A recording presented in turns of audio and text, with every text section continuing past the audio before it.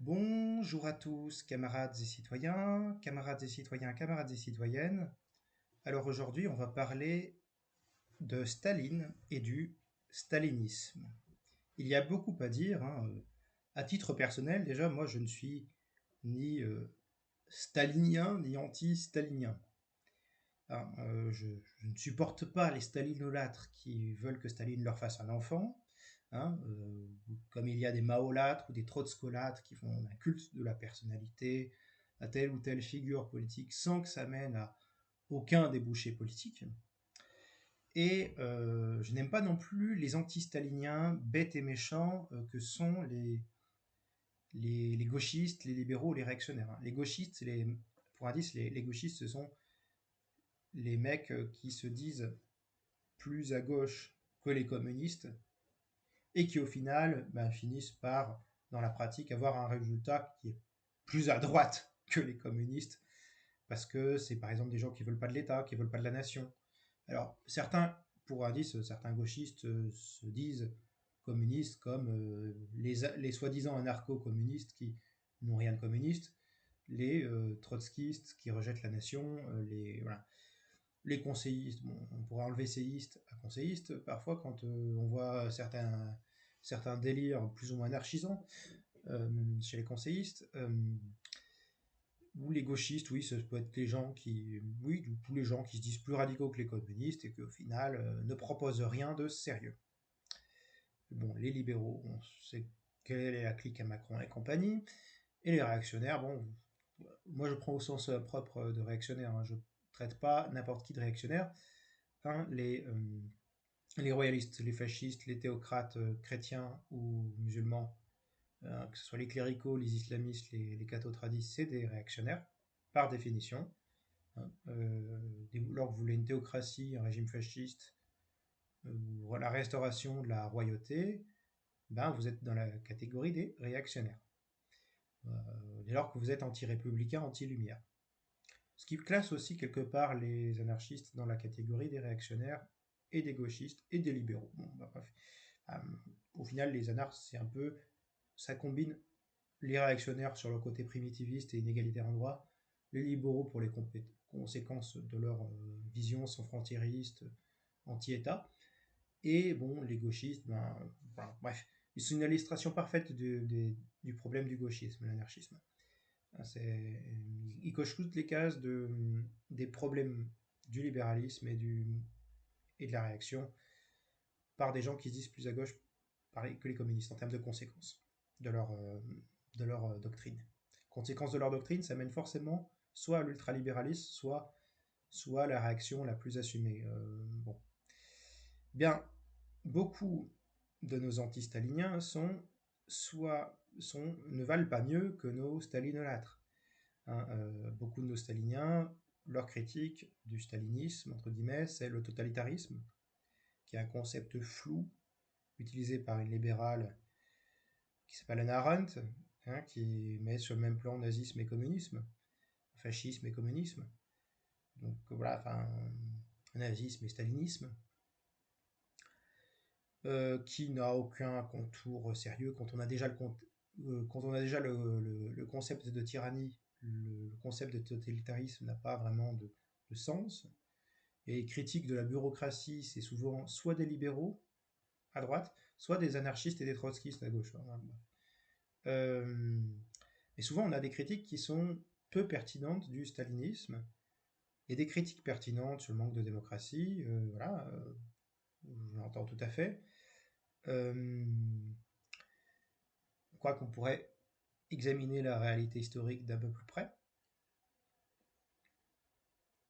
Il y a des critiques complètement claquées au sol,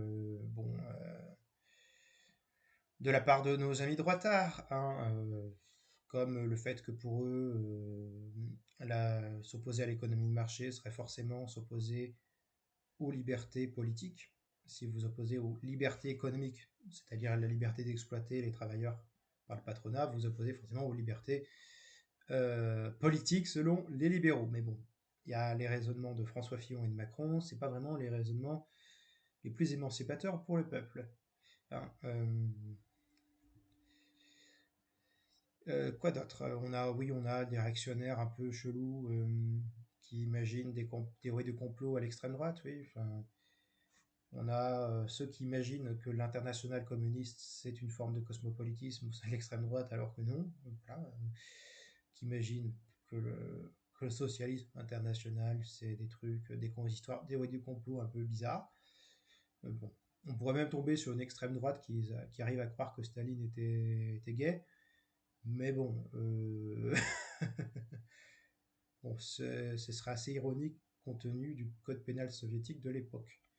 Mais bon, un peu de sérieux, voilà, mettons, c'est dans le contexte historique qui est le sien et qui n'est pas à reproduire trait pour trait. Enfin, bref, on va s'attaquer au sérieux. Donc, est-ce que le stalinisme existe? On va avoir plusieurs axes, si vous voulez. La non-existence du stalinisme en tant que doctrine,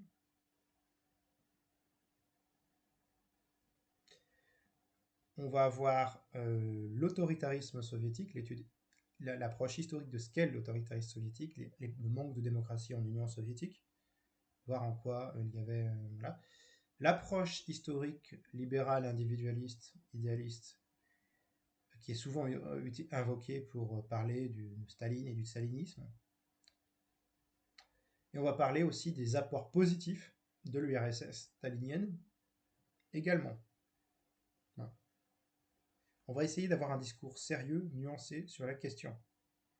Enfin, souvent, on a un discours qui manque de sérieux sur le stalinisme. Tout le monde pense savoir ce que c'est que Staline, le stalinisme, en parlant de socialisme autoritaire. La réalité sociale, historique, quant à politique, quand on parle de Staline, du stalinisme, est plus complexe. Donc, déjà, le stalinisme n'existe pas. Alors, on va me dire, pourquoi tu dis ça, camarade? Il y a le stalinisme, on l'a vu à l'œuvre, l'autoritarisme, la période stalinienne, la dictature, la répression, les goulags, tout ça.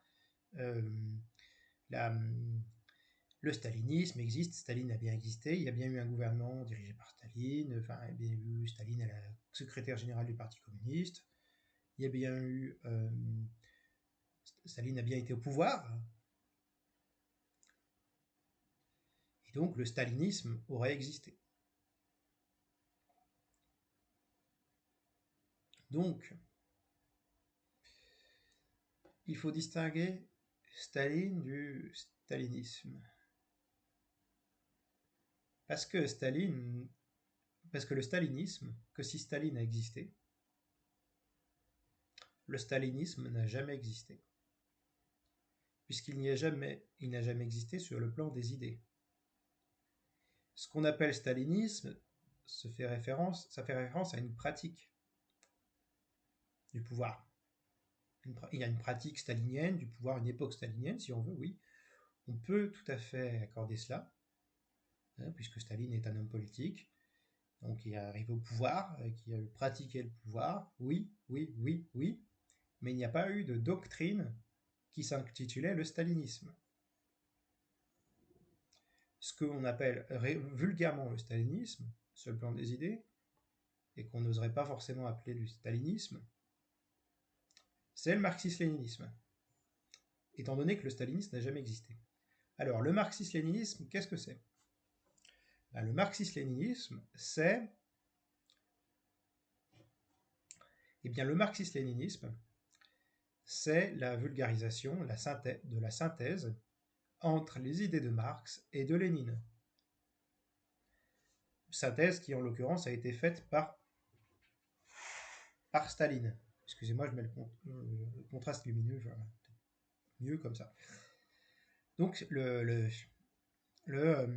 marxisme-léninisme, c'est la synthèse du marxisme et du léninisme par Staline. Donc Staline est un vulgarisateur de la pensée de Marx et de Lénine, plus qu'un théoricien de doctrine à part entière, quoique Quoique les apports de Staline à la doctrine marxiste, et la doctrine marxiste, et la doctrine léniniste, la doctrine marxiste-léniniste, c'est la question nationale.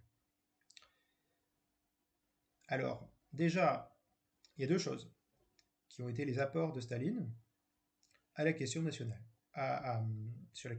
au marxisme-léninisme, en ce qui concerne la question nationale. Alors déjà, il y a son ouvrage Le marxisme et la question nationale, où il définit la nation comme une communauté humaine historiquement constituée de langues, de mœurs, de formation psychique, de vie économique et de formation psychique fondée par la communauté de culture, et qui est une doctrine qui s'oppose en fait à des conceptions ethniques de la nation, ou non, et qui défend une conception sociale, culturelle, civique de la nation, dans laquelle voilà, on considère que la nation est une construction historique, un produit de l'histoire, que c'est une forme historique constituée, et qu'il ne faut pas être nihiliste, mais pas non plus, voilà, enfin, faut qu'on la considérer comme ce qu'elle est la nation, hein, un produit culturel, un groupe humain, voilà, traduit par la communauté de culture.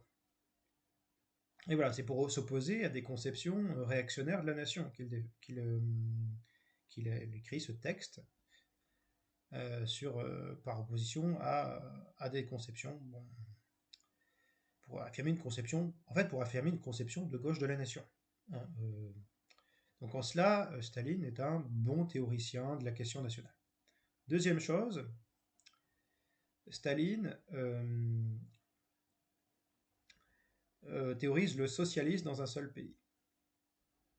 Ah oui, une chose, hein, le marxisme existait sur le plan des idées, le léninisme existait sur le plan des idées, le marxisme-léninisme, le trotskisme, le maoïsme, l'odjaïsme, tout ce que vous voulez en isme, hein, le conseillisme, tout ça, ça existait sur le plan des idées, le stalinisme, non. On parle du marxisme-léninisme. Et le marxisme-léninisme, d'ailleurs, a été repris par Che Guevara, Thomas Sankara, par le PCF en France, par Castro, Che Guevara, bon, bref, par Ho Chi Minh, autant que par Mao et Hoxha et tutti quanti. Donc voilà, le marxisme-léninisme a été repris par plein de pays qui ont défendu l'indépendance nationale et qui ont défendu le socialisme. Plein de pays, plein de mouvements politiques communistes qui ont défendu le socialisme et l'indépendance nationale. Alors, donc, Staline, quand il développe son socialisme dans un seul pays, c'est par opposition à Trotsky qui développe l'idée de révolution permanente.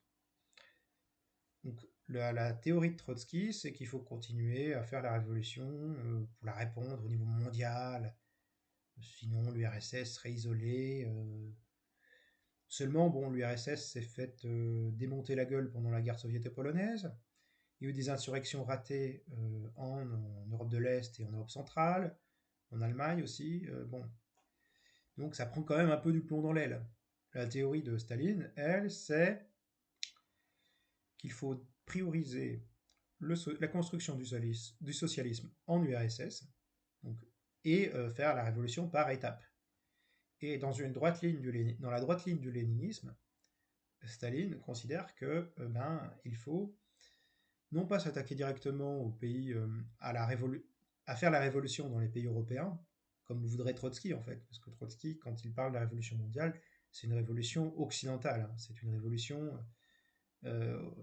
occidentale parce qu'on a des pays très industrialisés comme l'Allemagne qui ont une classe ouvrière puissante, organisée. Bon, faut voir ce que c'est devenu. Hein.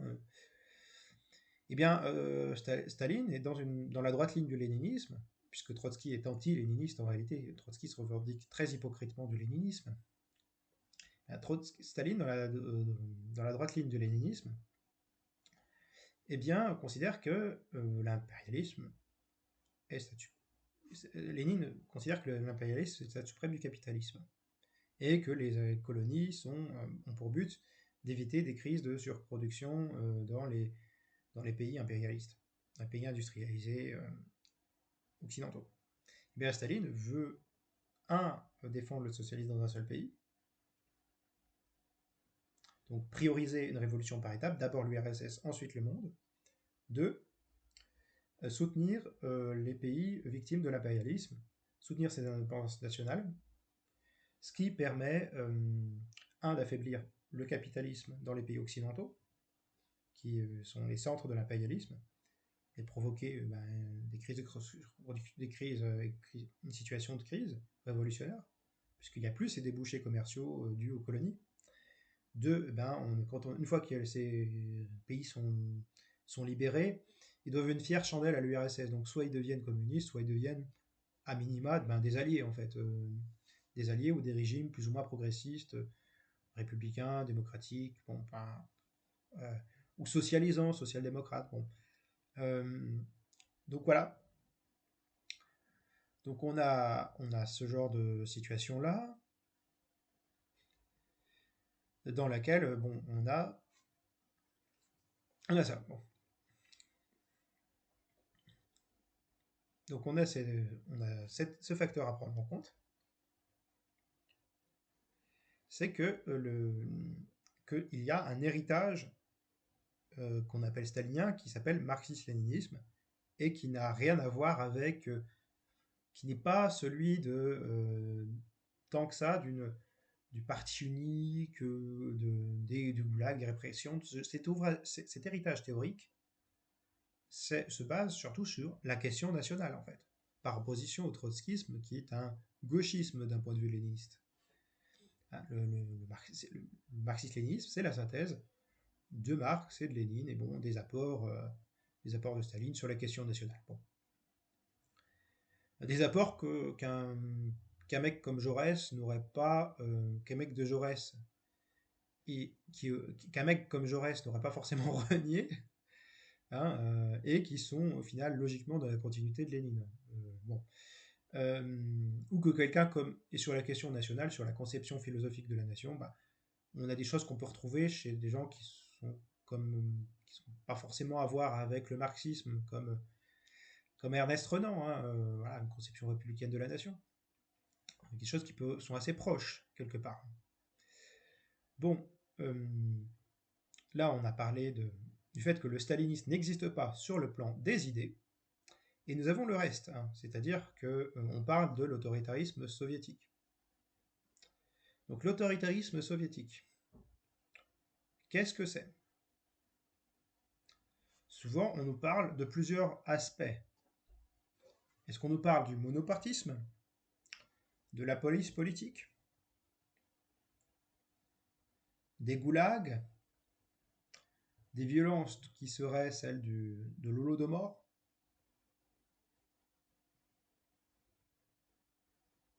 de l'Holodomor ou de la famine ou ce genre de choses. Bon. Eh bien, on va revenir sur un point de vue un peu plus sérieux d'un point de vue historique. Le monopartisme. Il y a eu dans l'histoire soviétique la domination du Parti communiste dans l'ensemble de la société soviétique. Il y a eu un monopartisme de fait.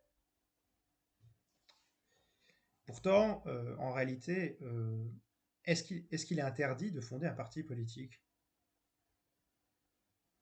Il y a une liberté d'association qui est garantie dans la Constitution de 1936. Lisez la Constitution de 1936, parce qu'une Constitution, c'est le texte fondamental d'une nation. Et bien dans la Constitution de 1936, il est dit que même si le Parti communiste est reconnu comme parti d'avant-garde, ce qui n'est nullement un parti unique, hein, un parti d'avant-garde, c'est un parti de militants professionnels formés à une bonne culture politique, hein, ça n'a rien à voir, et bien que diverses associations de travailleurs peuvent envoyer des candidats aux élections, que ce soit des associations culturelles et sportives, des coopératives, des syndicats, etc., etc. Alors oui, on peut très bien nous dire, oui, mais attends, ces associations, au final, elles sont un peu sous l'influence du Parti communiste. C'est pas faux. C'est pas faux.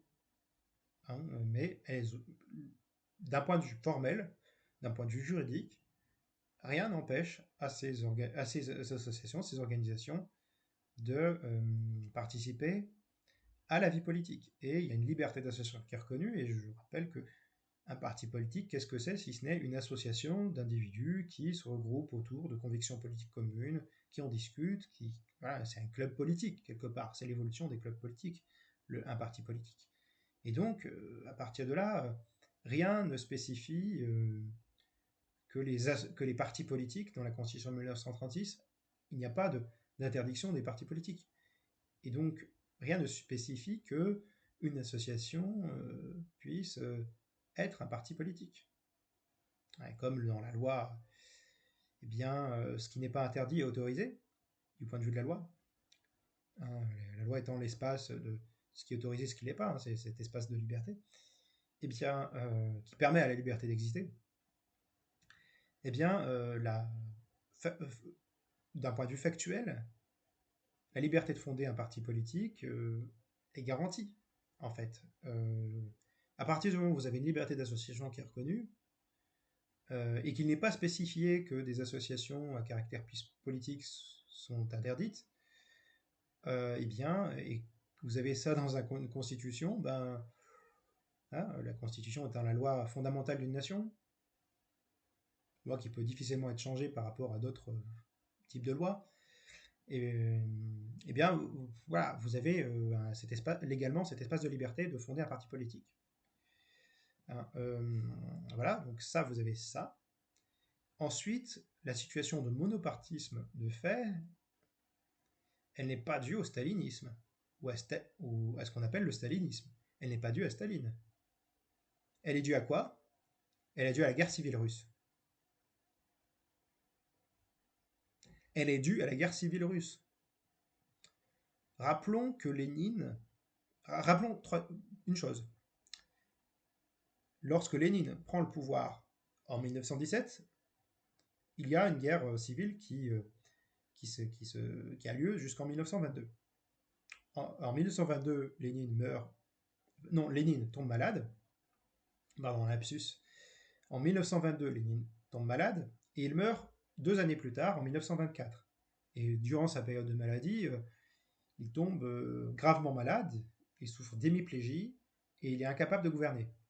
Bon, donc du coup, entre la 1922, ouais, vous avez quelques mois où Lénine est peut-être vaguement capable de gouverner après la guerre civile.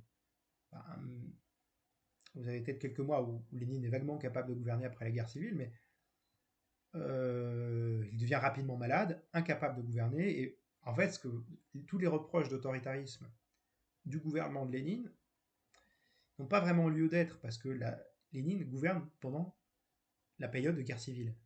Toute la période où Lénine gouverne, c'est période de guerre civile russe. Il n'y a pas encore d'URSS, parce qu'elle est fondée en 1922, officiellement, à l'issue de la guerre civile russe. Et en 1917, de 1917 à 1922, c'est la République fédérative socialiste soviétique de Russie. Bon, bref, je vais peut-être écorcher le nom. République socialiste fédérative soviétique russe. Bon, bref. Mais voilà, il n'y a pas encore d'URSS qui est fondée officiellement de 1917 à 1922. Et pendant cette guerre civile, il y a les rouges et les blancs. Donc les blancs sont les ennemis de l'URSS. Donc fondamentalement, les partis politiques, qui soient les cadets, les centuries noires, c'est-à-dire l'extrême droite russe, les cadets qui sont les libéraux-démocrates, qui sont nécessairement contre-révolutionnaires, les mencheviks, bon, il y avait des mencheviks de gauche comme Martov qui était le meilleur ami de Lénine, mais qui étaient opposés aux bolcheviks, les socialistes révolutionnaires de droite et compagnie, faisaient partie des Russes blancs. Les Russes blancs, c'était des ennemis des Russes rouges. Dans les Russes rouges, vous avez 3 partis politiques, seulement 3. Les bolcheviks, qui sont une scission du Parti ouvrier social-démocrate russe, donc opposé aux mencheviks. Les socialistes révolutionnaires de gauche, qui sont une scission du Parti socialiste révolutionnaire, opposé aux socialistes révolutionnaires de droite. Et le BUND, l'Union générale des travailleurs juifs, qui est un parti juif, socialiste, laïque et antisioniste. Voilà. C'est-à-dire que c'est des juifs laïcs qui ne veulent pas la création d'un État juif, qui veulent juste qu'on leur foute la paix, et dont certains sont même athées en fait. Et certains sont juifs, certains sont athées, mais ils veulent qu'on arrête la persécution des juifs en Russie. Alors, qu'est-ce qui se passe? Il se passe que les socialistes révolutionnaires se font éclater la gueule par les bolcheviks pour la simple et bonne raison que qu'il y a une tentative d'assassinat contre Lénine par Fanny Kaplan. Et donc, en pleine guerre civile, quand, quand une socialiste révolutionnaire tente d'assassiner eh bien, ce qui est le chef des bolcheviks, eh bien, vous comprenez qu'ils ont envie de se venger un petit peu. Parce que, surtout que si vous êtes en période de guerre avec les Russes blancs, ils sont censés être alliés. Là, c'est acte de terrorisme et trahison hein, de la part des socialistes révolutionnaires. Des socialistes révolutionnaires. C'est interprété comme ça.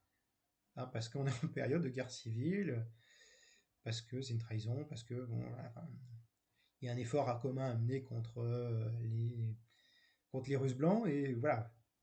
Et il y a une socialiste révolutionnaire qui se permet de buter Lénine, d'essayer de buter Lénine, en le traitant de tyran. Donc, les socialistes révolutionnaires de gauche, reste l'Union générale des travailleurs juifs, le BUND. Le truc, c'est qu'ils sont ultra minoritaires. Et non seulement ils sont ultra minoritaires, mais finalement, les bolcheviks, ils éliminent du pouvoir l'église orthodoxe russe.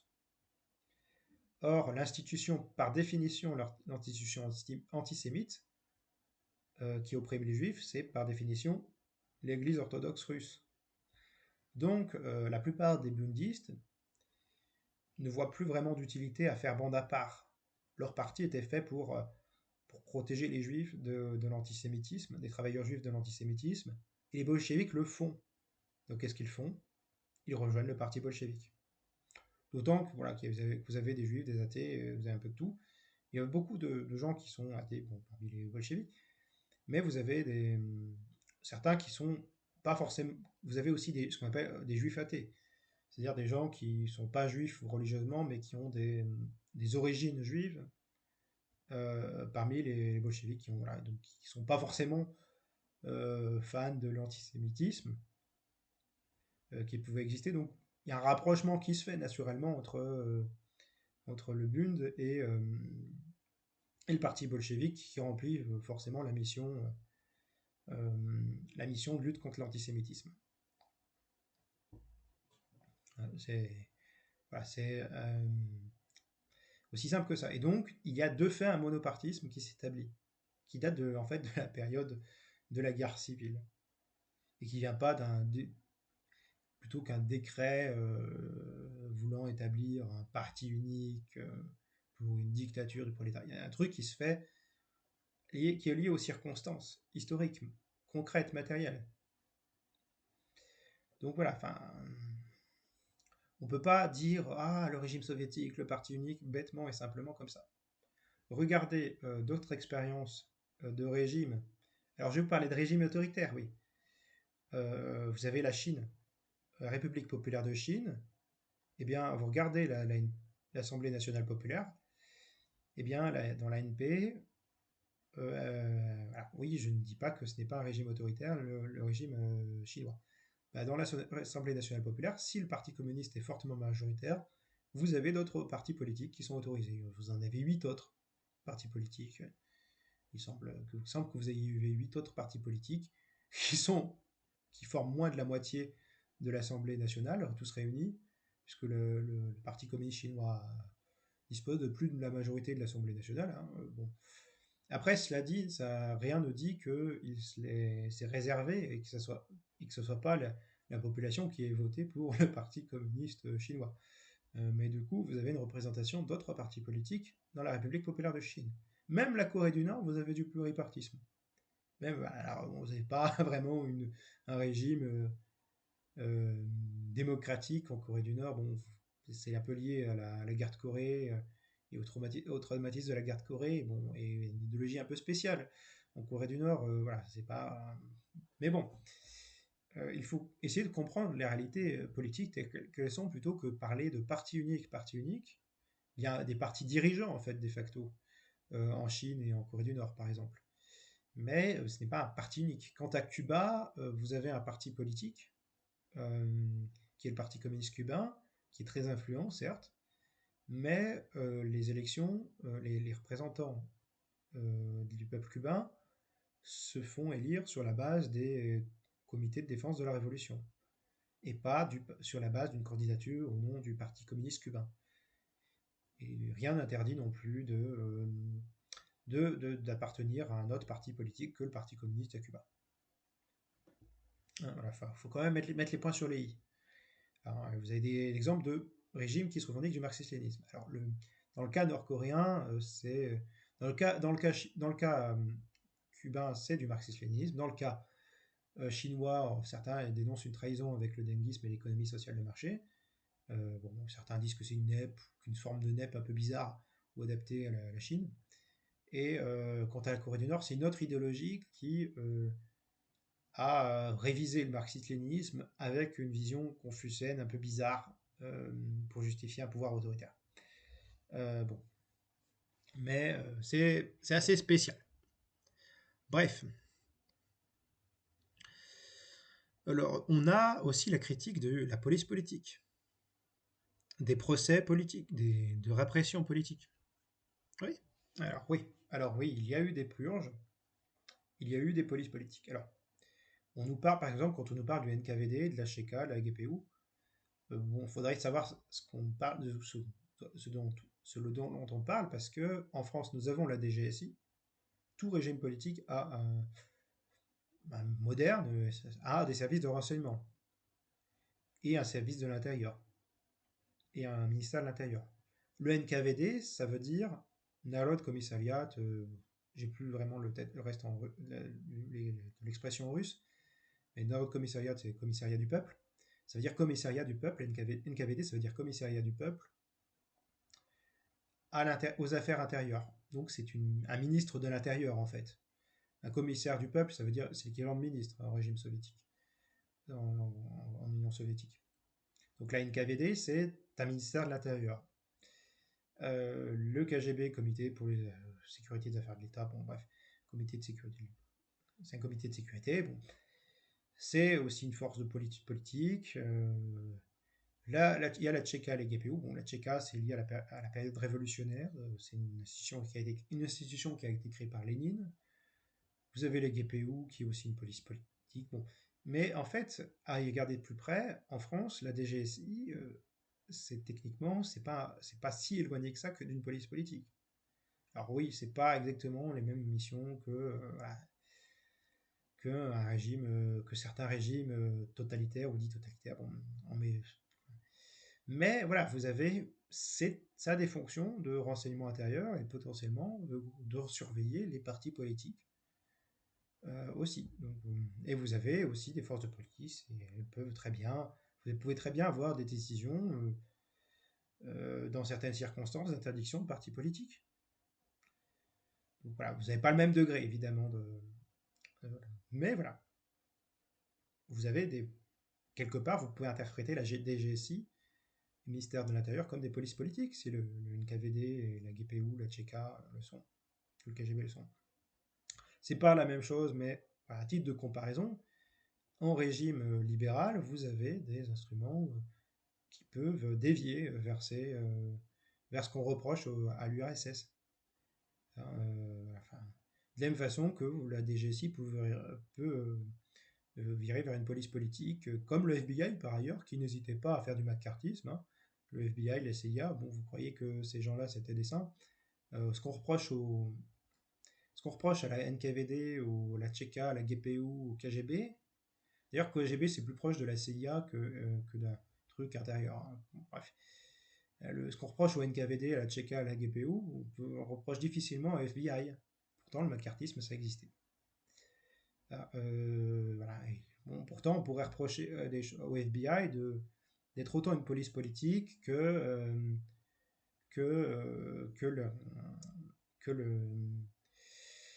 la Gestapo, en fait, en Allemagne de nazi, ou que la OVRA en Italie fasciste.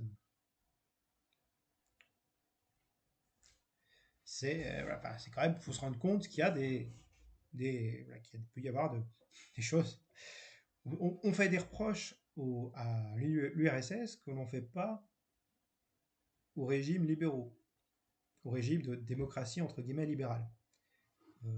Tout ça pour dire que les démocraties populaires ne sont pas des vraies démocraties, alors que les démocraties libérales sont de parfaites démocraties, ce qui est évidemment faux. La réalité, bon, c'est que on peut pas, si on peut pas faire de l'angélisme quant à l'URSS, on ne peut pas faire non plus sur les démocraties libérales, en termes d'idéal démocratique. Donc voilà, vous avez quand même ça à regarder. On va me dire comparaison, mais bon, voilà. Voilà. Donc, est-ce qu'on parle aussi des répressions politiques? Alors oui, l'URSS, il y a eu des procès politiques, il y a eu des procès de Moscou, il y a eu les Grandes Purges. Il y a beaucoup de gens qui confondent les procès de Moscou et les Grandes Purges. Les Grandes Purges sont dans le parti. Les procès de Moscou, c'est encore autre chose parce qu'il y a eu des complots anti-soviétiques, il y a eu des gens qui ont été accusés à tort, et il y a eu aussi des complots soviétiques. Je rappelle que l'URSS sort d'une guerre civile russe extrêmement une guerre civile, hein, c'est une révolution issue d'une guerre civile. C'est une révolution qui est. L'URSS est née d'une révolution, puis d'une guerre civile. Elle s'est construite ensuite sur ces bases-là. Puis vous avez eu des régimes libéraux qui étaient hostiles au communisme. Hein, vous aviez déjà, parce que la Russie faisait partie de la Triple Entente contre la Triple Alliance pendant l'après-guerre mondiale. Donc, pendant la guerre civile, il y a eu une volonté d'obliger la Russie à continuer à se battre contre la Triple Alliance de la part des membres de la Triple Entente. Donc la Triple Entente, c'était la France, l'Angleterre, voilà, contre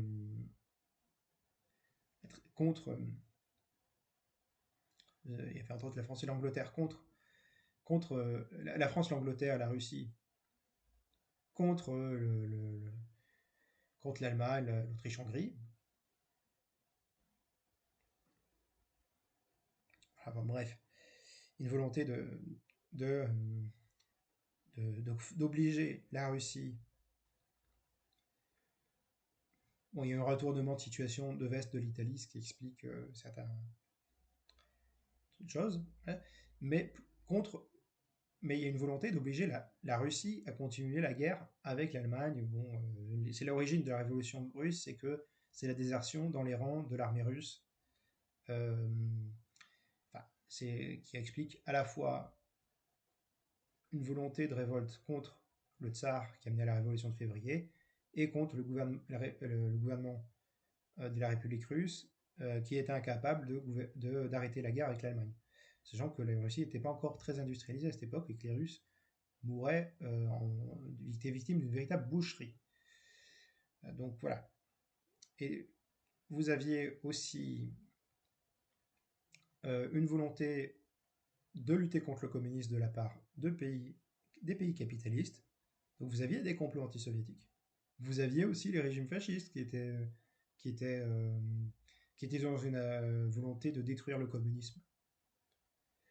Donc voilà, vous ne pouvez pas nier l'existence de complots antisoviétiques. Il y a des volontés d'agresser la Russie de l'extérieur et il y a certainement eu des complots internes. Vous ne pouvez pas nier que l'URSS ait voulu se défendre en tant que nation.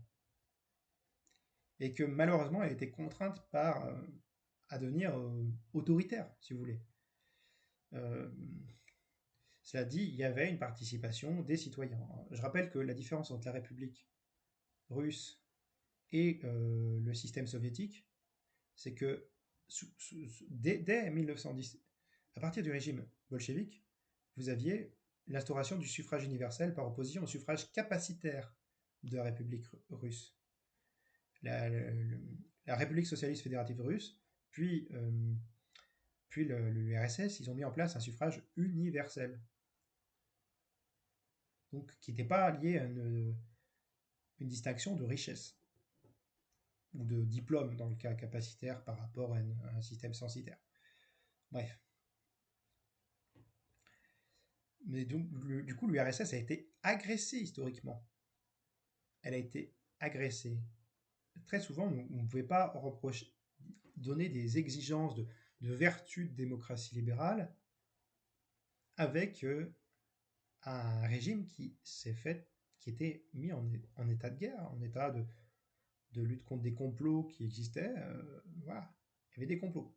Donc on ne peut pas reprocher l'URSS d'avoir été très méfiante, voire paranoïaque, sur l'existence de potentiels traîtres à la nation. Hein. Et il y a eu malheureusement des condamnations à tort. Hein, il ne faut pas le nier, mais il y a eu aussi des condamnations de gens qui étaient véritablement des traîtres. Des personnes qui étaient vendues, des personnes qui vendaient des secrets d'État, des personnes qui, soit pour des raisons personnelles, soit pour des raisons politiques. Voilà, enfin, vous aviez des situations d'espionnage, de trahison. Bon. Voilà, faut pas le nier. Donc on a ça. Et on a aussi l'accusation sur les goulags. Alors nos amis, les goulags, je rappelle que le mot signifie l'administration des camps. Se renvoie à l'administration des camps et pas dans les goulags en lui-même. Alors c'est une petite curiosité, mais il existait déjà un système concentrationnaire dans l'ancienne Russie tsariste. Et tant qu'on y est, eh bien, la France avait son bagne.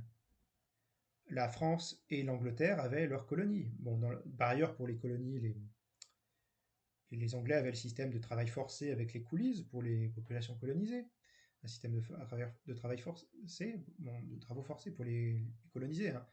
Qui se rapprochait, qui, sans être de l'esclavage au sens strict, se rapprochait quand même pas mal de l'esclavage avec des rémunérations très très faibles pour les populations colonisées, des conditions de travail très pénibles, et vous aviez des choses absolument inhumaines du côté du colonialisme britannique. C'est-à-dire que, bon, je parle du colonialisme français, qui était horrible, qui était une chose horrible, puisque c'était du colonialisme, mais le système colonial britannique, eh bien, était encore pire. Vous avez un système foisson de colonialisme du côté britannique. Et en France, vous avez le bagne. Donc on nous dit, oui, le goulag, c'est mal, regardez...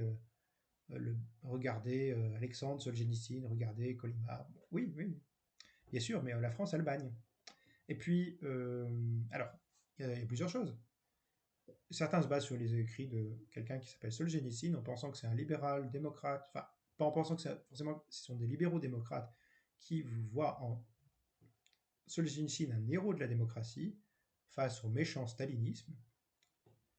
Je suis désolé, mais Solzhenitsyn, c'était un tsariste, un monarchiste, un chrétien ultra-orthodoxe, favorable à une théocratie, et un antisémite de première, et quasiment, voire carrément, un fasciste. Idéologiquement, c'est un mec qui justifie, limite, l'existence des goulags. Hein, parce que vous n'allez pas nous dire, oulala, c'est bien, il faut libérer les goulags, on va libérer les opposants nazis au régime soviétique des goulags. Parce que si vous me dites qu'il faut libérer les nazis des gens qui ont des opinions plus ou moins nazies des goulags, bah, bah. Il y a l'option aussi de les faire, leur mettre une balle dans la tête. Bon. Et aussi l'option de les enfermer dans une prison normale. Bon. Au moins, c'est un bon intermédiaire entre les deux, c'est rééducation par le travail, hein, le goulag. Oui, parce que on peut parler on peut parler de conditions de travail horribles, mais aussi on peut aussi parler de la rééducation par le travail, qui est un côté qui n'est pas forcément mauvais. Les travaux d'intérêt généraux. Mais bon, vous avez des conditions horribles, oui, au goulag, et c'est pas bien. Oui. Solzhenitsyn non plus, c'était pas forcément le modèle de grand démocrate. Et puis vous allez pas vous allez voir dire qu'il y a des innocents au goulag, mais vous pouvez aussi dire qu'il y a des nazis ou des anticommunistes et qui étaient prêts à du terrorisme, par exemple. Qui étaient prêts à du terrorisme contre l'URSS.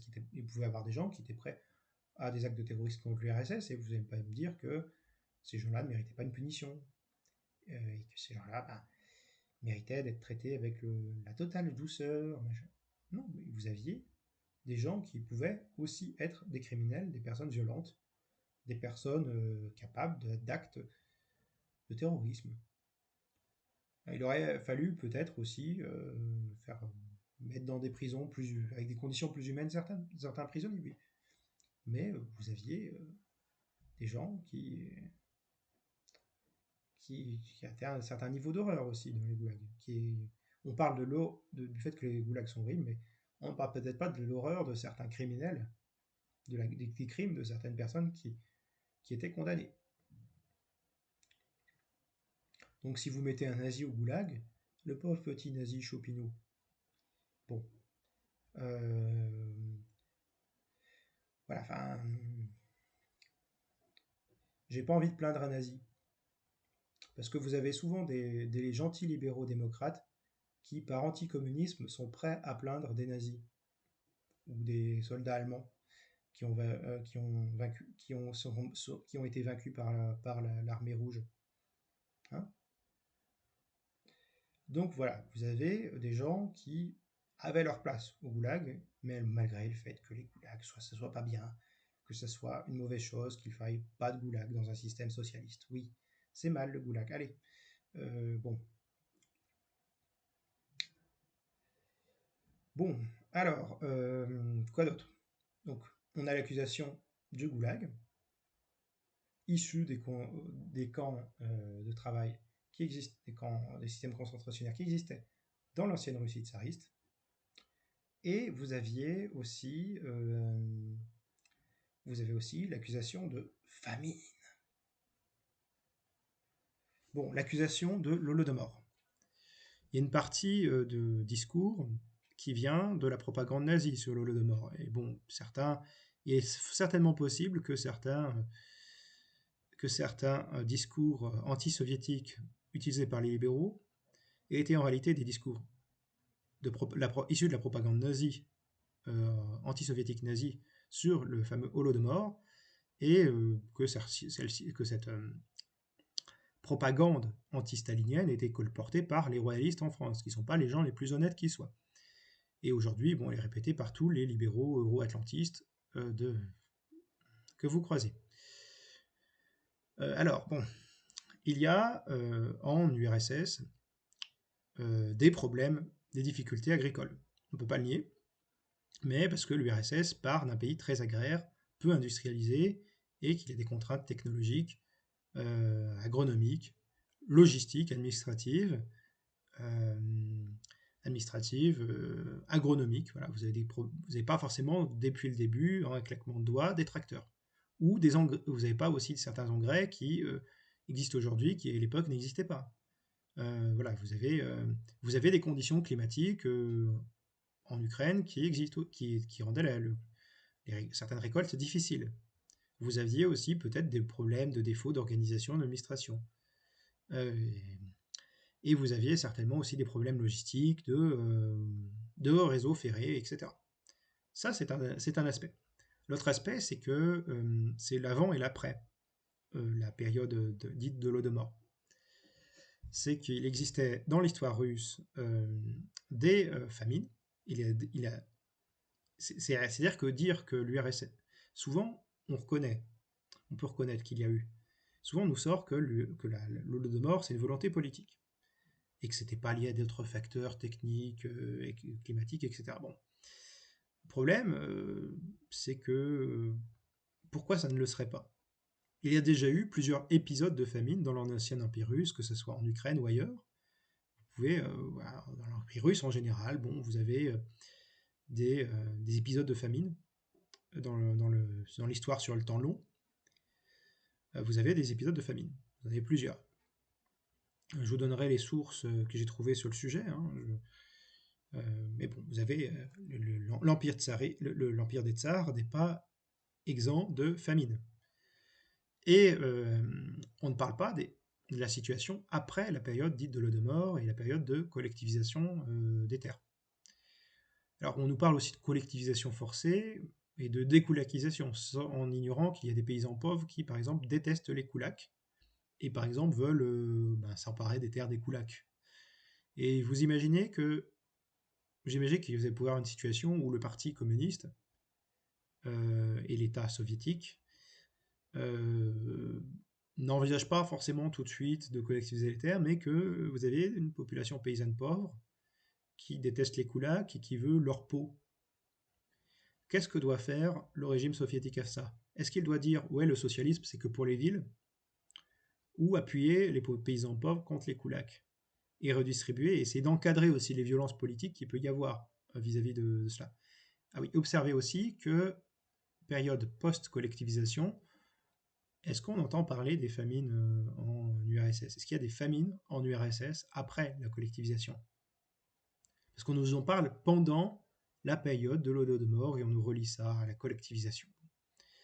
On relie ça à la collectivisation, voilà. Et on oublie par exemple que certains kulaks se mettent à brûler, à saboter eux-mêmes la production, à brûler leurs champs, à tuer leurs vaches, pour parce que vous avez des gens qui sont d'authentiques escrocs, qui sont dans une situation d'égoïsme social et qui ne veulent pas partager leurs richesses, et qui sont prêts à vouloir, tant qu'à faire, tout niquer économiquement. Eh bien, vous comprenez que ça, ce genre de décision décidée par les kulaks, qui peut poser des problèmes, quant à l'agriculture, n'est pas voulu par le pouvoir soviétique. Le pouvoir soviétique n'a pas envie que les kulaks se mettent à brûler les champs ou à battre l'élevage, ou à battre le bétail. Par contre, ben, vous avez des kulaks qui le font. Bon, mais en revanche, le pouvoir soviétique a peut-être pas forcément envie d'une guerre civile en milieu paysan, et préfère peut-être privilégier les paysans pauvres qui n'ont pas de terre aux kulaks. Hein. Donc voilà, il faudrait quand même avoir une analyse matérialiste de la situation. Tout de même, voilà. Autre aspect sur la question, ça va être l'analyse historique. Parce que très souvent, Quand on parle du stalinisme, en fait, on met en avant l'idée que Staline, c'est une figure tutélaire du régime, que le régime est stalinien, qu'il n'est que ça, et que Staline serait une forme de Louis XIV, ou de Führer, ou je ne sais pas quoi. On met en avant l'idée d'un Staline qui serait limite, qui serait une forme de nouvelle César Auguste, de nouveau Louis XIV, de nouveau Führer, ou de nouveau Duce, en nous disant oui, c'est le Vosges, toute l'approche de l'école de l'école historique libérale, hein, qui a une vision qui nous parle du totalitarisme. Et bien toute cette approche-là considère que Staline avait tout pouvoir en URSS, comme s'il n'y avait pas de lutte au sein de l'appareil d'État soviétique, comme s'il n'y avait pas de réseau. En réalité, le leadership est collectif. Certes, Staline a beaucoup de pouvoir, mais il y a des luttes de pouvoir dans l'appareil d'État soviétique. On ne peut pas nier. Alors le manque de démocratie est certain, mais l'idée selon laquelle ce serait le pouvoir d'un seul est fausse. Il y a un leadership collectif. Je crois que je dois voir quelque part un document de la CIA qui le prouve, enfin qui en tout cas l'affirme. Donc la CIA qui n'est pas une organisation très favorable au régime soviétique. C'est un document, c'est la CIA de l'époque de la mort de Staline et de la succession de Khrouchtchev qui parle de l'appareil d'État comme un leadership soviétique, comme un leadership collectif. Voilà, donc et la vision en fait, la vision des grands hommes d'État dans l'histoire est fausse. Euh, parler de Charlemagne, de César Auguste, de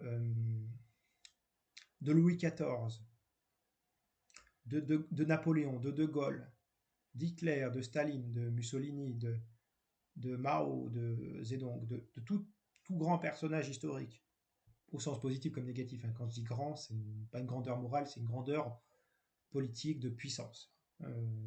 C'est pas un jugement moral. Et tout grand homme politique, historique, renommé, politique, puissant, voilà, influent, de l'assimiler à une personne ayant tout pouvoir absolu dans son régime politique, en voyant que le pouvoir personnel, c'est une lecture historique libérale, fausse, qui est fausse, qui se concentre sur les individus.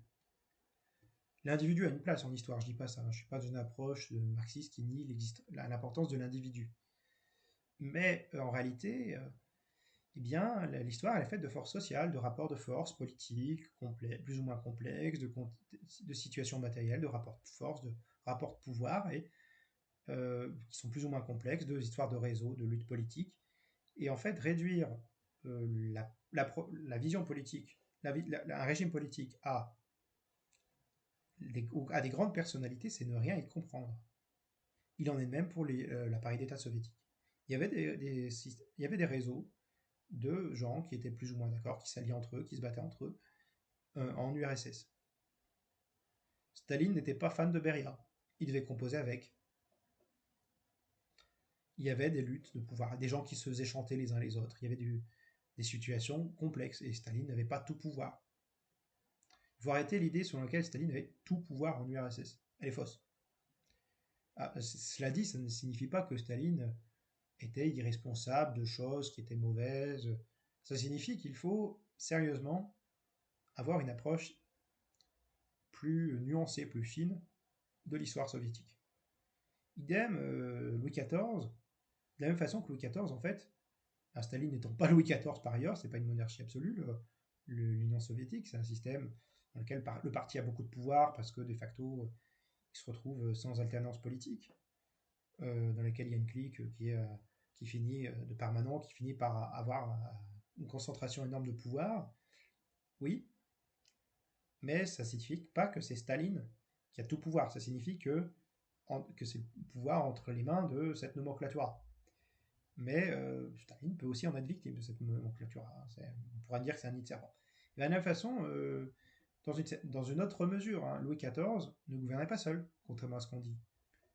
Louis XIV était obligé de s'appuyer sur des conseillers, il était obligé de faire des alliances, il était obligé de contrecarrer une aristocratie. C'est pour ça d'ailleurs qu'il a créé Versailles. C'est pour contrôler cette noblesse et faire en sorte qu'elle rivalise pour avoir des places de favoritisme, de devenir ministre, pour qu'il y ait des gens qui essayent de devenir ministre. Essayer de les concurrencer aussi, de créer des concurrences avec la bourgeoisie, bon, l'aristocrate bourgeois et clair. Mais c'était pas un pouvoir entre les mains de la royauté elle seule. C'est-à-dire que oui, factuellement,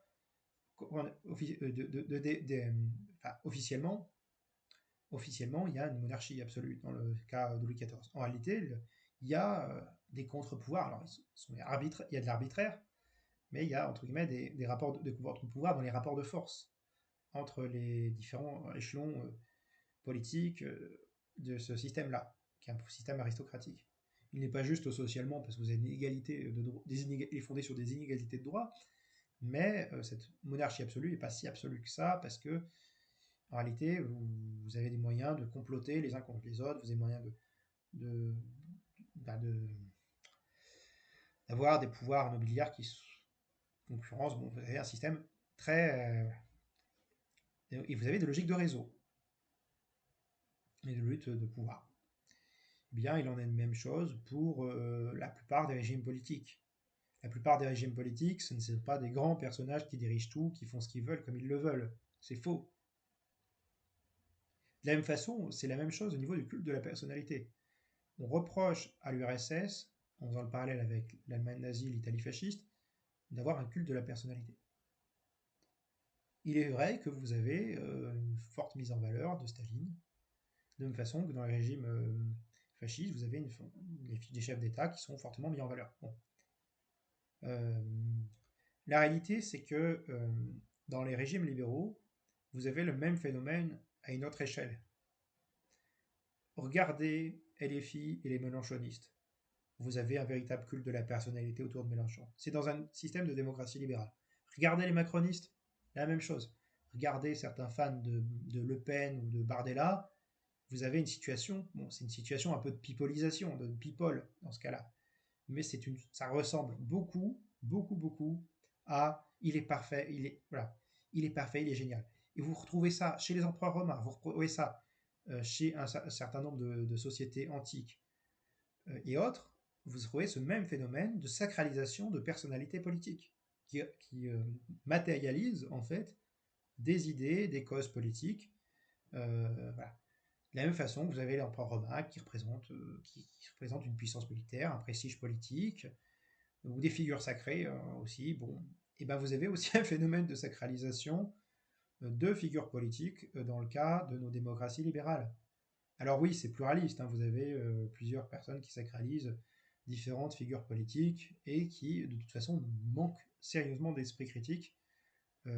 Essayez de parler à un mélanchoniste, essayez de critiquer un mélanchoniste, vous aurez l'impression de voir la pire caricature du stalinien. Mais vous faites la même chose avec certains macronistes, hein, ou avec certains le pénistes, ou que sais-je encore. Enfin, vous avez des personnes qui sont promptes psychologiquement à vouer à un culte de la personnalité. Donc voilà, c'est une tendance psychologique typiquement humaine de créer des idoles. Des idoles. Et bon, effectivement, il y a une différence entre l'admiration et la vénération dans ce cas-là. Hein, moi, je ne suis pas partisan de la vénération et de la sacralisation. Par contre, qu'on puisse avoir des figures historiques admirées et honorées pour leurs actions et pour leurs idées, pour ce qu'elles ont apporté philosophiquement, politiquement, socialement, que des gens puissent avoir un portrait de Marx, de Lénine, de Jaurès, et qui représentent des idées, qui représentent des valeurs, ou de Robespierre, ou je ne sais qui, eh bien c'est logique. C'est logique d'avoir présenté des choses. Voilà. Par contre, n'être pas capable de nuance sur les personnages et considérer que c'est des modèles absolus et indépassables et qu'on ne peut pas avoir la main de critique dessus, c'est autre chose. Voilà. Donc voilà, vous avez ce phénomène de culte de la personnalité. Évidemment, approche libérale des choses, on critique celles qui existent dans les régimes totalitaires. Je dis dit totalitaire parce qu'en fait, je n'aime pas le terme qui met dans le même plan régime soviétique et fasciste, alors que vous avez sérieusement une pure dictature de la bourgeoisie dans le cas du fascisme et dans le cas des modèles staliniens, vous avez des régimes autoritaires certes, mais liés à des contextes matériels historiques particuliers et là où le régime fasciste a pour but d'écraser le mouvement ouvrier. Vous avez aussi une personnalisation qui est plus forte en réalité dans les régimes fascistes aussi.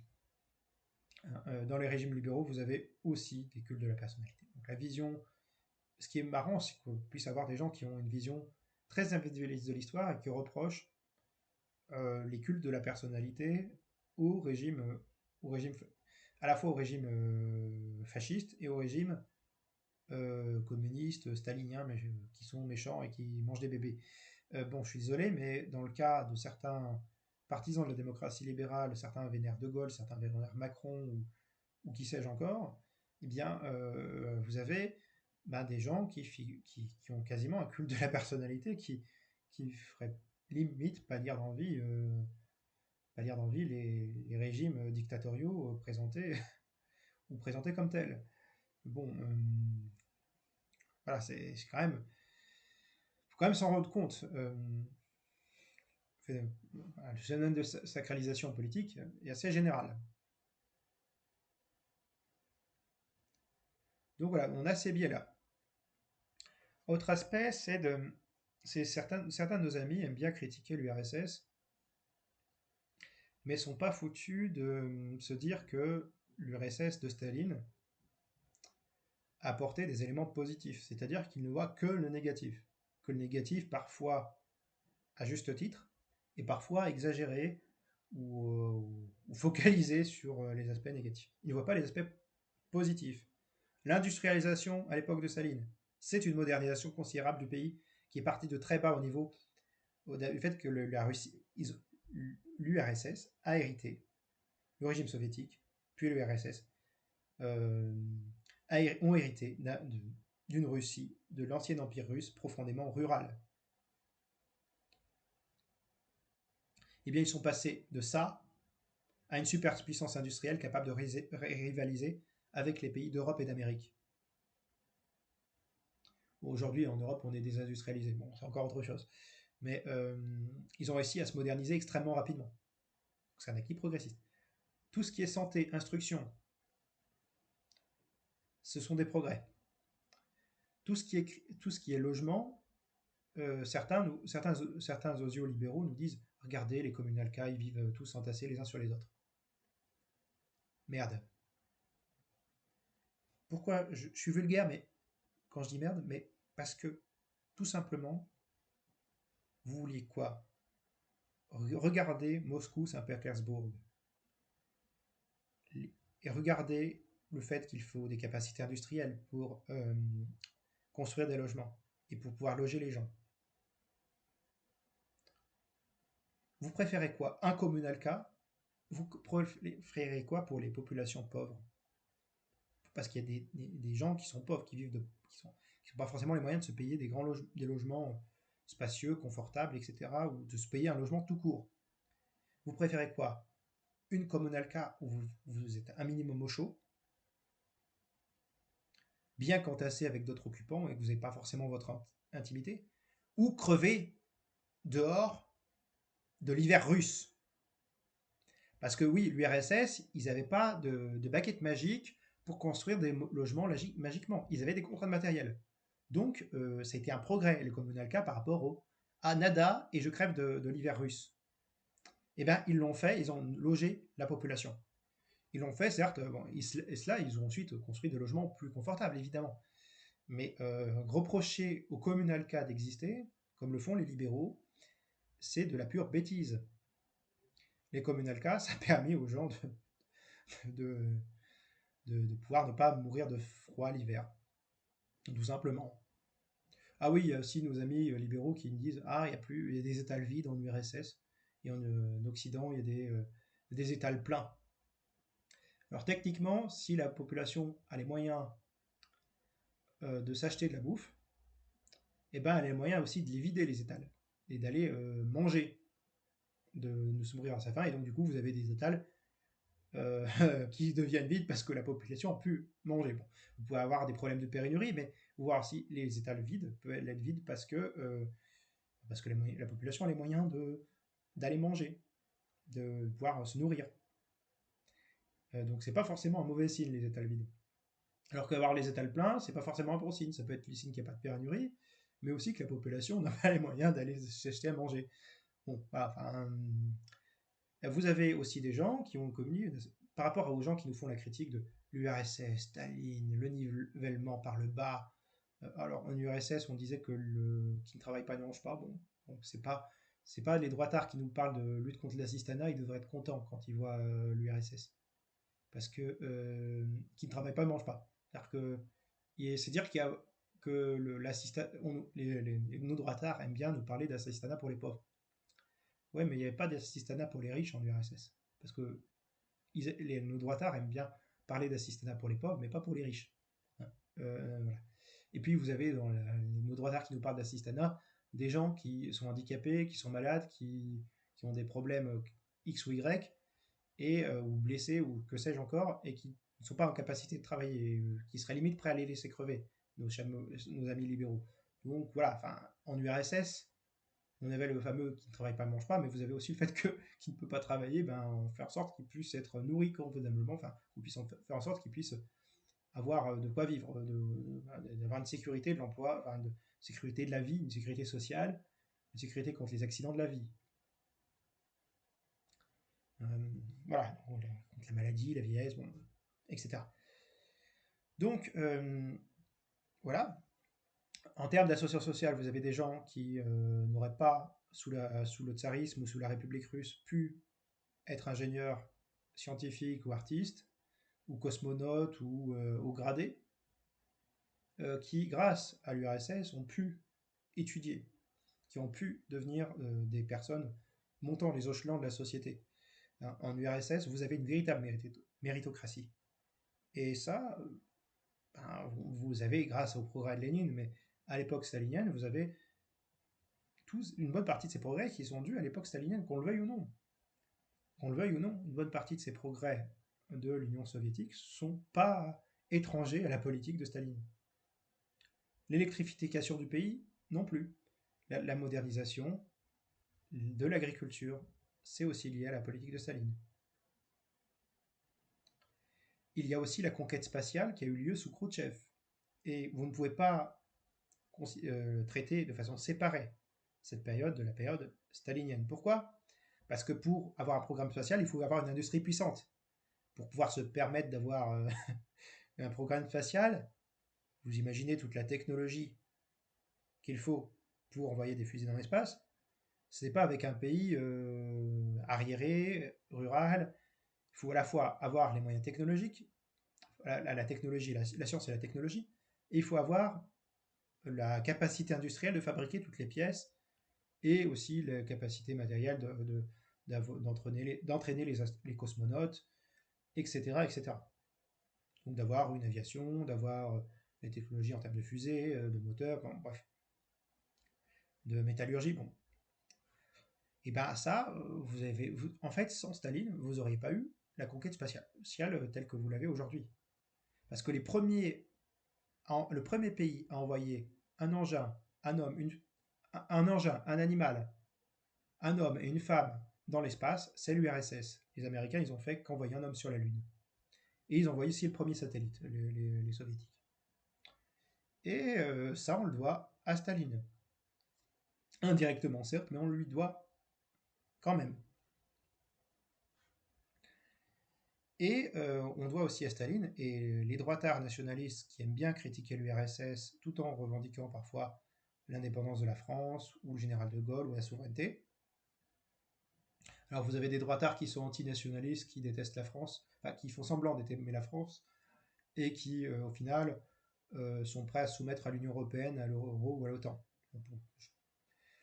Je les considère comme des collabos, hein, et comme des antinationalistes, comme des faux nationalistes, ou alors des nations folkloriques. Voilà. Moi, je ne suis pas nationaliste, je suis patriote, je suis souverainiste, mais je peux avoir de l'estime pour certains droitards qui sont dans une approche gaulliste et qui sont une droite plutôt socialisante et républicaine. Bon. Euh, mais, eh bien, nos amis qui se revendiquent souverainistes de droite, certains crachent sur Staline, mais sans Staline, nous parlerions allemand. Sans Staline, il n'y aura pas de France, parce que je rappelle que le, le projet d'Hitler, qu'est-ce que c'était? Ben, le projet d'Hitler, c'était de détruire la France. Il y avait une détestation de la France dans le projet nazi. Et vous, évidemment, vous avez le régime de Vichy qui était collabo, qui était pour une grande Europe. Hein, il parlait de sauvegarde de la France, mais il collaborait avec des gens qui voulaient la détruire. Et des gens qui avaient un projet et ils voulaient s'intégrer à une grande Europe. C'était une Europe allemande. Le pan-européisme, c'est une idéologie d'extrême droite. Eh bien, sans Staline, il n'y aurait pas eu de défaite de la Wehrmacht. Je rappelle que les Américains sont arrivés en voyant, parce qu'il y a beaucoup de gens qui croient que c'est les Américains qui nous ont libérés, alors qu'en fait, une fois qu'ils ont fait le débarquement, ils ont voulu nous mettre le dollar à la place du franc. Hein. Ils ont voulu, dès qu'ils ont pu, on doit à De Gaulle de s'être opposé aux Américains qui voulaient nous imposer le dollar. Je ne suis pas gaulliste, mais je reconnais ça à De Gaulle. Eh bien, je dis, je peux vous dire que sans la victoire de l'armée rouge sur la Wehrmacht, nous serions encore occupés par les Allemands. Les Américains sont arrivés en France avec le débarquement essentiellement pour couper l'herbe sous le pied des Soviétiques. Alors oui, ils étaient emmerdés avec les Japonais. Mais vous imaginez, l'URSS, elle devait non plus seulement s'occuper de l'Allemagne nazie et de ses alliés italiens, que sont l'Italie fasciste, et les pays qui étaient des États satellites du Reich, hein, les États satellites en Europe de l'Est et en France, avec le Vichy, et différents États satellites divers et variés, aussi en Europe de l'Ouest. Je pourrais parler d'occupation de la Belgique, bon, bref, à différents États collaborationnistes. Mais elle devait aussi s'occuper, parce que ça c'était le front ouest, mais aussi d'un front est, avec le Japon, avec un Japon impérial qui avait une idéologie fasciste en beaucoup de points similaires à l'idéologie nazie. Vous demandez à un Chinois ou un Coréen ce qu'il pense des Japonais, il aura la même réaction que vous face à l'Allemagne, qu'un certain nombre d'Occidentaux face à ce qu'il entend par Allemagne nazie, ou ex-Allemagne nazie. il y a une haine du Japon de la part des Chinois et des Coréens qui est liée à des traumatismes de l'occupation japonaise. Le drapeau impérial de l'armée impériale de la marine impériale japonaise a en Asie la même signification que le drapeau du Reich, que le drapeau à la svastika en Europe occidentale. Ça a la même signification pour eux, sachant qu'il y a eu les camps de concentration, des camps pour les Chinois, les Chinois soumis à des camps de concentration à Erbin, où il y a eu des expérimentations qui étaient assez similaires à ce que faisaient les nazis. C'est-à-dire qu'à Auschwitz, à Dachau, vous aviez des camps de concentration, des camps de concentration et d'extermination, c'est pas la même chose, mais vous aviez dans les camps nazis des gens comme Mengele, comme Joseph Mengele qui faisait des expériences sur les prisonniers. Eh bien, vous aviez du côté japonais un certain Shiroishi qui faisait des expériences absolument dégueulasses. Aussi, du même niveau, hein. Mixeur géant, enfin, chose qui ressemble à dépressurisation, études sur la dépressurisation, injection de puces sur des prisonniers chinois, injection du tétanos, de la peste, de différentes maladies, vivisection, expérience sur le froid, le chaud, congélation vivante de tissus, brûler des gens vivants. Bon, vous avez des expériences diverses et variées de la part des Japonais sur des prisonniers chinois, et c'était des choses en beaucoup de points comparables au nazisme. Il y avait une idéologie de suprémaciste raciste, de suprématie raciale, de suprématie raciste dans l'empire japonais vis-à-vis des autres populations asiatiques. Eh bien, Staline a combattu contre les nazis et contre les Japonais. Donc voilà, il faut savoir que Staline est un champion de l'antifascisme. Qu'on le veuille ou non, hein, c'est-à-dire que ça ne fait pas de Staline un saint, mais la réalité historique, c'est que les forces historiques qui sont liées à l'antifascisme, c'est l'URSS, la résistance, donc la résistance au sens large, hein, c'est-à-dire qu'elle soit française ou autre, qu'elle soit de la part par exemple de juifs polonais, la résistance communiste dans divers pays, que ce soit les républicains espagnols, c'est des résistants, la République, enfin, la République espagnole contre Franco, en l'occurrence, bon, ils avaient un appui de l'Allemagne envers le régime de Franco. Que ça soit la résistance gaulliste, en plus de la résistance communiste, ce sont des héros de l'antifascisme. Et que ce soit l'Angleterre aussi, enfin l'Angleterre de Churchill, puisque ou que ce soit les Chinois, la Chine de Mao, les communistes chinois aussi, avec la Longue Marche de Mao, puis la résistance vis-à-vis à la fois des Japonais et du régime de Chiang Kai-shek. Bon, c'est encore un autre sujet. Mais vous avez aussi l'Angleterre, enfin la Grande-Bretagne de Churchill qui a résisté au Reich. C'est un point sur lequel on peut donner, c'est un point d'honneur qu'on peut accorder à Churchill. Hein. C'est-à-dire que heureusement que la Grande-Bretagne a été gouvernée par Churchill et pas par Chamberlain, parce que Chamberlain, lui, avait des idées politiques très proches sur l'eugénisme, qui était très proche des nazis. Il y avait des convergences entre Chamberlain et les nazis.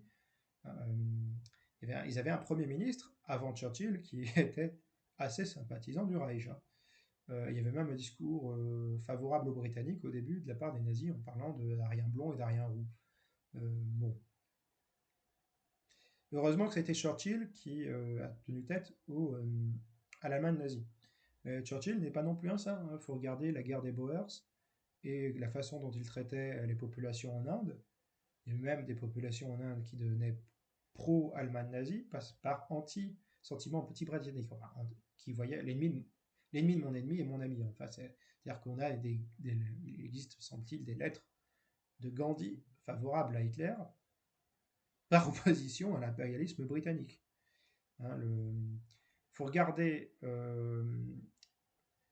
la fois ce qu'a été la politique britannique en Inde, qui était une horreur absolue. Les populations indiennes étaient traitées par les pouvoirs britanniques comme des chiens. D'ailleurs, ils utilisaient les populations musulmanes contre les populations hindoues. Ce qui explique par ailleurs la scission entre Pakistan et Inde et Bangladesh plus tard. Bangladesh, puisque Bangladesh c'est le Pakistan oriental. Euh, et, euh, et la guerre des Boers en Afrique. Bon. Eh bien, mais on ne peut pas dénier à Staline, qui n'est pas, certes pas le seul acteur de l'antifascisme, d'être un acteur majeur de l'antifascisme, c'est l'URSS de Staline. Qu'on le veuille ou non, qu'on le veuille ou non, sans l'URSS de Staline, nous aurions été allemands. Nous aurions été allemands. Hein, ça ne signifie pas que Staline est le parfait démocrate. Ça signifie que on lui doit une fière chandelle. La politique d'industrialisation, ça a permis à l'URSS d'avoir des chars, d'avoir des avions, pour ensuite affronter le Reich. Ah oui, il y a beaucoup de nos amis qui nous parlent du pacte germano-soviétique. A raison, oui, le pacte germano-soviétique, c'est pas bien. Alors, c'est pas bien, mais sans pacte germano-soviétique, il n'aurait pas eu le temps de gagner du temps, Staline n'aurait pas eu gagner du temps pour essayer de réindustrialiser le pays. Parce qu'il avait besoin de temps pour ça. Alors que l'Allemagne était à l'époque le pays le plus industrialisé d'Europe. Ça fait très mal hein, d'être attaqué par l'Allemagne. L'Allemagne qui est d'abord attaqué, qui est les pays occidentaux, puis la Russie. Bon. Heureusement qu'il y a eu la guerre russe en plus de l'industrialisation menée par Staline. Mais on oublie aussi le pacte de défense mutuelle proposé par Staline eh bien, à la France et à l'Angleterre, qui malheureusement n'a pas bien fonctionné du côté anglais en l'occurrence, et qui vacille un peu du côté français avec des gens qui n'étaient pas forcément très coopératifs, tels que Pierre Laval, qui plus tard, après avoir été ministre des Affaires étrangères sous la Troisième République, sera ministre collabo sous Vichy. Hein, comme quoi, les socialistes, quand on dit les sociofascistes pour les sociodémocrates, il y a un peu de vrai. Hein, quand on qualifie les SOSDEM de sociofascistes, pour certains, il y a un peu de vrai. Hein, voilà. Mais voilà, il faut parler du pacte de défense mutuelle, qui était un pacte antifasciste, qui était proposé par Staline.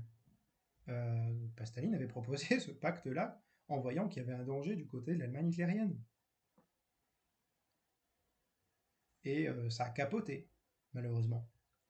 Hein, il y a eu des choses qui ne sont pas tenues. Bon. On pourrait aussi dire que le MI6 du côté britannique n'a pas voulu envoyer certains renseignements à l'URSS de Staline, et que heureusement qu'il y a eu une infiltration d'espions pro-soviétiques au sein des renseignements britanniques pour donner certains renseignements à l'URSS de Staline contre l'Allemagne nazie, parce que, en fait, même si Churchill s'opposait au nazisme et Hitler, eh ben, lui voulait que ce que voulait Churchill, c'est ne pas accorder certains renseignements soviétiques, histoire qu'il y ait suffisamment de pertes pour que, après la défaite nazie, l'URSS ne soit pas trop puissante. Et donc qu'une grande quantité de soldats soviétiques et de vies soviétiques soient sacrifiées, soient détruites par les armées allemandes, ne soient pas épargnées, voilà, ne soit pas, enfin, soit sacrifié, ça le dérangeait pas trop, hein, les vies soviétiques, Churchill. Et donc les engagements qu'il avait d'alliance avec, l'URSS contre l'Allemagne hitlérienne, il les a pas tout à fait honorés. Heureusement qu'il y avait des espions au sein des services de renseignement britanniques qui ont sauvé des vies soviétiques pour éviter voilà, que tout un tas de vies soviétiques soient gaspillées. Et ben, Churchill, lui, il est dans une approche de laisser crever une bonne partie des vies soviétiques. Voilà. Donc il faut quand même dire les choses sur cela. Moi, je ne suis pas soviétolâtre. Je ne suis pas stalinolâtre, pardon. Je suis soviétophile quelque peu, je dois l'avouer. Je considère qu'il y a eu des avancées en URSS, quand même, je ne peux pas cracher sur l'URSS. Un, je suis communiste. Deux, il y a eu des avancées technologiques, sociales qui ont été majeures. Et trois, quatre, la Russie a une culture artistique et autres, une histoire que j'apprécie. J'apprécie la civilisation russe. Il y a beaucoup de gens qui me traiteraient de poutinien. C'est plutôt que j'ai un soutien critique à la Russie face à l'OTAN, hein, et face à une Ukraine qui n'a pas la plus belle des démocraties, sachant qu'elle persécute les communistes et les syndicalistes, l'Ukraine. Mais j'ai une appétence pour la culture, j'ai une certaine sympathie pour la culture russe, oui, qui au passage est très belle. C'est une chose distincte de mes convictions politiques. Bon, on va dire que ça fait un beau combo quand même. Euh, mais pour en revenir aux choses, je ne suis pas un stalinolâtre. Mais l'anti-stalinisme aveugle de certains me semble être une idiotie totale qui empêche de voir la réalité historique, qui permet les sophismes les plus grossiers. Voilà. Ah oui, pour ceux qui critiquaient l'URSS comme bureaucratique, bon, le mot bureaucratie n'a pas plus de sens que totalitarisme. C'est un mot c'est un terme, un vocable antifonctionnaire utilisé par les libéraux. Et il est évidemment repris par ces ils sont évidemment repris par les anarchistes et les trotskistes. Hein, forcément, voilà. Hein, de toute façon, étant donné que les anarchistes et les trotskistes sont plus ou moins des contre-révolutionnaires, qu'ils fassent jouer le jeu des libéraux, c'est pas étonnant. Mais voilà, il faut remettre les choses en perspective sur ce qu'est Staline et ce qu'est le stalinisme, entre guillemets. Bon voilà, je fais une longue vidéo, mais sur ce, camarades et citoyens, camarades et citoyennes, je vous demande de ne pas être stalinien, je vous demande d'être jaurésien et léniniste, de valoriser le socialisme avec méthode, avec étapes. Oui, c'est du socialisme dans un seul pays. euh, avec démocratie, avec structure, avec avant-garde, avec éducation, avec instruction, je préfère, avec intelligence, et bien sûr, humanisme. Et dans cette veine-là, je vous souhaite de bien prendre soin de vous. Raison, égalité, solidarité ou la mort, nous vaincrons. Ciao!